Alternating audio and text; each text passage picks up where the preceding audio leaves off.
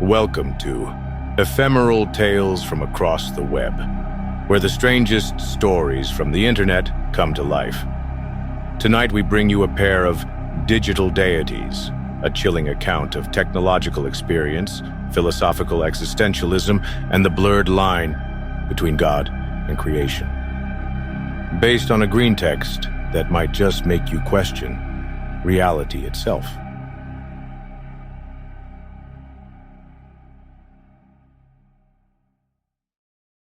This is a true story. In fact, any of you who are fans of space games may have heard about the person it happened to, but you haven't heard the full story. I'm withholding his name since he never gave me permission to tell it, so he can always just deny it. A friend of mine is a computer programmer. We went to college together, but now live in different cities. A few years ago, he called me up from his apartment across the country, excited about a new project.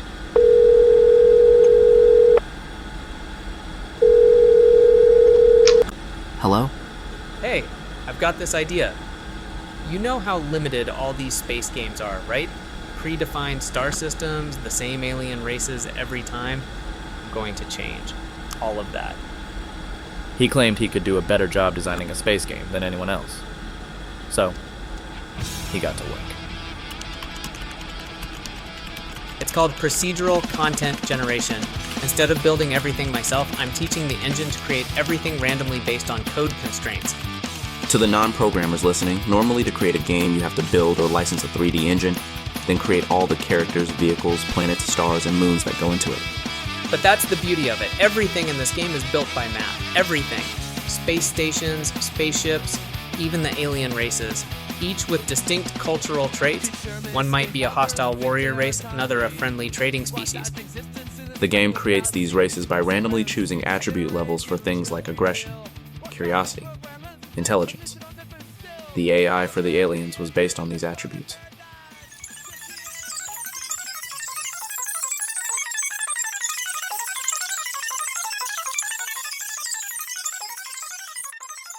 After the first alpha release, I was impressed.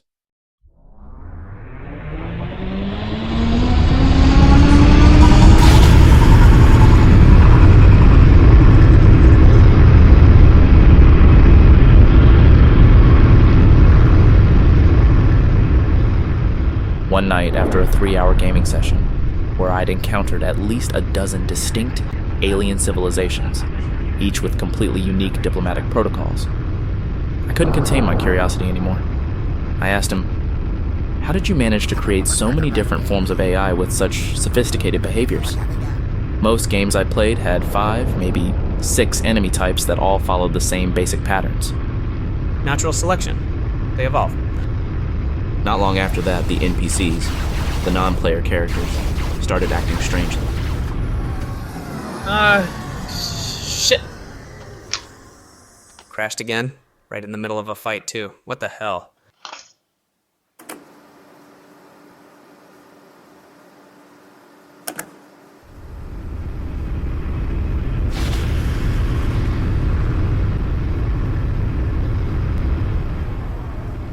NPCs, they're just sitting there in space, scanning the exact spot where I was when the game crashed. Other NPCs had gathered to join the search. One was a new kind of vessel he'd never seen before, a science vessel equipped with high-quality sensors. It's just a ghost in the machine. A coincidence. He kept working. We'd check in with each other every few days. For nearly 3 months, this became our routine. Him coding, me testing, both of us dismissing the strange glitches as just that. Glitches. Until something happened that couldn't be so easily explained away. He was performing upgrades to the item manufacturing engine about once a week. When he did these upgrades, it often produced higher quality items from the same materials, making existing items obsolete. We were chatting in-game one day, while I was playtesting and he was checking spreadsheets and graphs and editing some code. That's strange. Well, what's strange? Several NPCs sold their assets at discount prices the day before my upgrade, almost like they knew. The following week passed in a blur of code updates and late-night debugging sessions. We exchanged emails about strange behavior patterns he'd noticed in the trade algorithms. I didn't think much of it until he called me on Friday night. His voice tense with excitement and confusion. Yeah? They did it again. The same NPCs short-sold a large quantity of high-quality items right before they became obsolete. The NPCs had started to notice the changes he was making in the game and anticipate them. This isn't possible. In video games, AI is a misnomer. They're not really intelligent. These AIs are about as smart as ants. The idea that they can identify and anticipate trends in human behavior is like an insect successfully guessing what you'll eat for dinner next week. And yet, it was happening.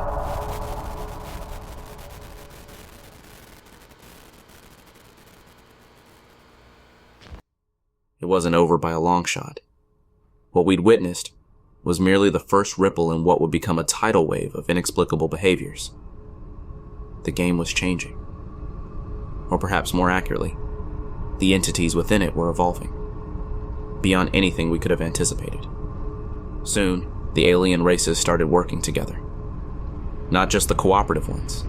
For the first time in the game, naturally hostile aliens collaborated with friendly ones. What the hell? Every single one of them, turned on me. Just me! Look at that, building fleets now, military vessels. Why are they... Jesus, they're tracking me. They're actually tracking me through this system. How are they even doing that? Almost overnight, all of the NPCs had become hostile to him specifically. They were now working together to amass large fleets of sophisticated warships, and they were tracking him through space. Look at them, zeroing in on me again. Unbelievable, they're hunting me! How are they finding me so fast? It's like they're just waiting for me. Had to make the ship invulnerable just to move around. Once he made himself invulnerable, they stopped attacking him. But they continued watching his every move. About a month later, he had finalized some changes to the combat system, and he was eager to see them implemented. I need to test these changes. Combat? Making my ship vulnerable again should do the job.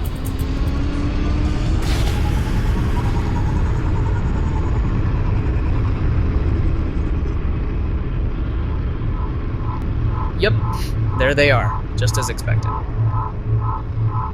That's odd. Why aren't they attacking? Well, maybe if I take a couple of their ships out.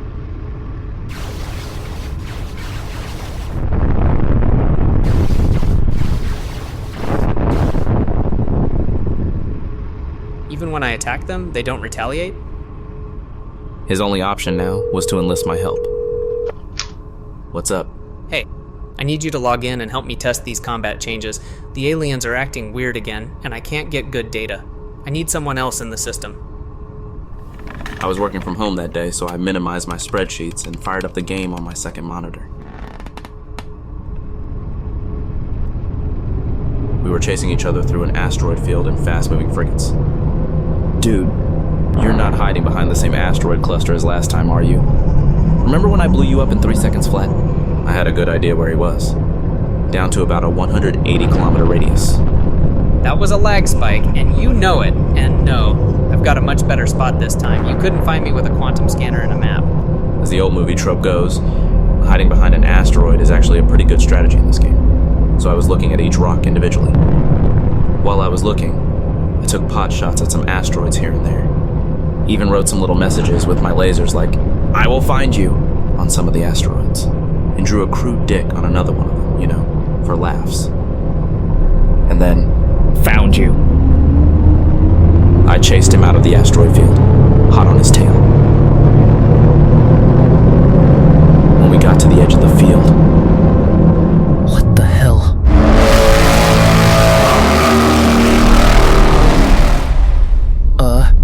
Why is there a massive alien fleet just sitting here? Ignore them. I'm working on keeping them from following players around, but I can't find anything in the code making them do it. Okay. And I opened fire on them.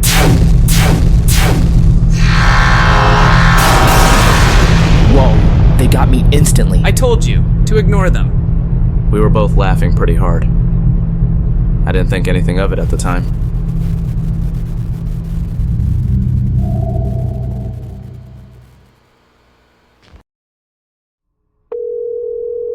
I was at my apartment having dinner when the call came in. Hello? Log in, now, and warp to my location. I need you to see this. I left my food getting cold and went straight to my computer.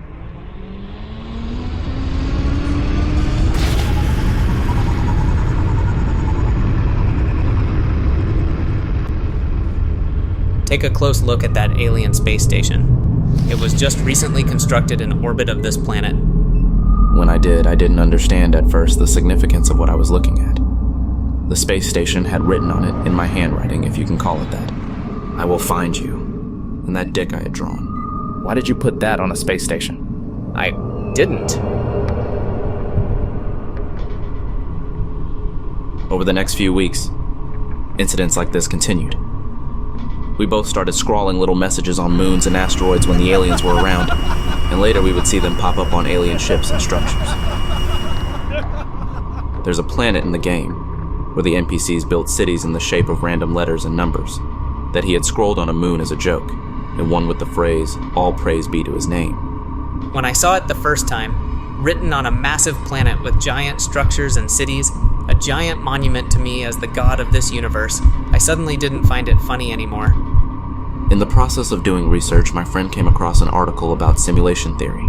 It states that any universe capable of giving rise to intelligent life will do so many times over. Each intelligent life form will end up making simulations, like video games. As their simulations grow in complexity, they can become indistinguishable from reality. He explained it to me late one night over video chat. I could see the dark circles under his eyes, his apartment a mess behind him. Because there is at least one universe capable of creating simulations, ours, there must be many. And if each has many forms of intelligent life creating simulated universes, then the number of simulated universes must be infinitely higher than the number of real ones, if there even is such a thing as real. Simulation theory suggests it's infinitely more probable that we live in a simulated universe than a real one. From that point on, the idea consumed him completely. Don't you see? All those creatures inside my game are incapable of imagining their true place in the universe, but they're perfectly capable of being curious about it. Even a simulation far more realistic would contain creatures completely oblivious to the fact that they're just code in a text file somewhere. The last time we video called, his apartment was a disaster. Empty energy drink cans everywhere, takeout containers piled up. He looked like he hadn't slept in days.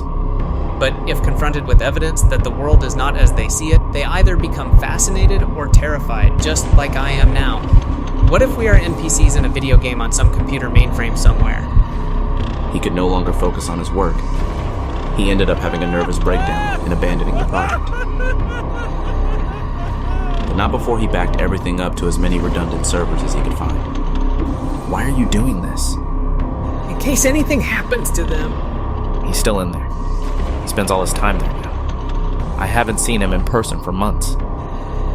He canceled our plans to meet up this summer. He just sits in his apartment, connected to his digital universe. I guess if I were the god of an entire universe, I'd probably spend all my time there too.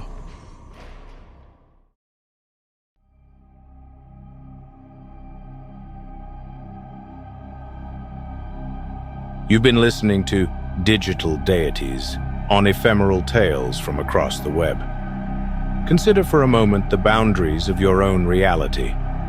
The programmer created a universe only to discover his creations had begun to observe him in return. Is our reality merely code in someone else's game? Are we simply complex algorithms running on cosmic hardware? Perhaps even now, some higher being watches as you listen to these very words, wondering if you'll ever look up and notice the patterns hidden in plain sight. What messages might you find written across the stars if you knew where to look? Sweet dreams, listeners. Sweet, algorithmic dreams. And remember, in someone else's reality, you might just be the NPC.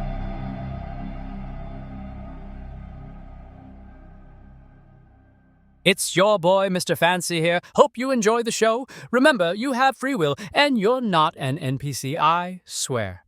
Why do you feel compelled to like and subscribe, and click the bell for notifications? Perhaps the creator wills it, or you just want to show your support for this channel and would love to see us continue to make more content. While you're at it, like and follow us at Fireside_Live on X, Instagram, Facebook, and Discord. And if you'd like to do more to help get the show off the ground, you can find us at GoFundMe and Kickstarter as well. Thanks for all your support, folks.